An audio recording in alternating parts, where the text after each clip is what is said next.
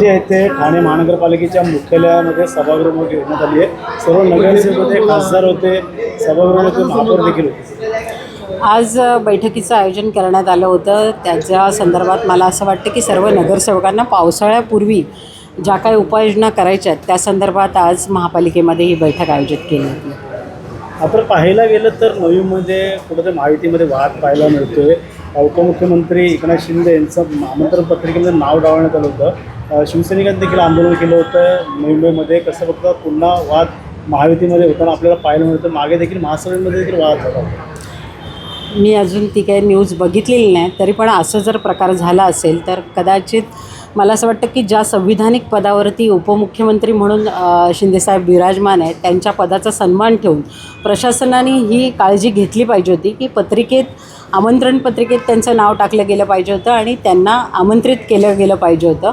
पण जर केलं गेलं नसेल तर ही चुकीची प्रथा आहे आणि मला असं वाटतं की मुख्यमंत्र्यांनी ह्याच्यावरती योग्य ती कारवाई करावी। का वाटतं योग्य ती कारवाई होणार का नाही झाली तर पुन्हा आजच्या बैठकीत काय पडसाद उमटले सकाळच्या नवी मुंबईच्या नाही, तो विषयच नव्हता, कारण पावसाळ्यापूर्वीच्या कामांच्या नियोजनाबद्दल ही बैठक होती आणि आमचा 19 तारखेला जो वर्धापन दिन आहे त्या संदर्भात थोडीफार चर्चा झाली।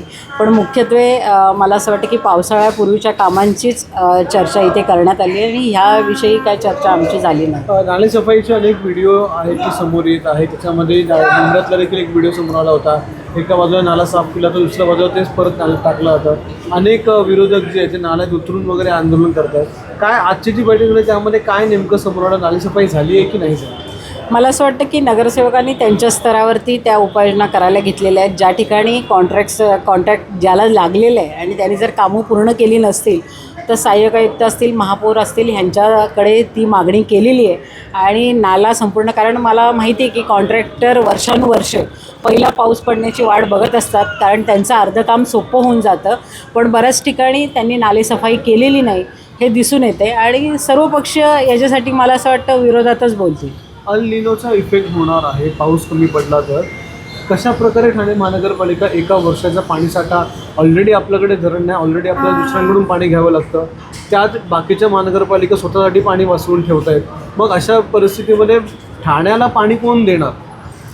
हा प्रश्न तर आहेच। आपलं धरण नाही आहे आणि त्याच्यामुळे आपल्याला डिपेंड राहावं लागतं आहे। पण पाण्याचं नियोजन वर्षानुवर्ष आपण करण्याचा प्रयत्न करतो। मला असं वाटतं ठाणेकरांनी पाणी जपून वापरलं पाहिजे हे वेळोवेळी सांगितलं जातं, पण खऱ्या अर्थाने जी गरज आहे ती लोकांनी पण समजून घेतली पाहिजे। पाण्याचा अपव्यय टाळला पाहिजे आणि योग्य रीतीने प्रशासनाने पण पाण्याचं नियोजन केलं पाहिजे।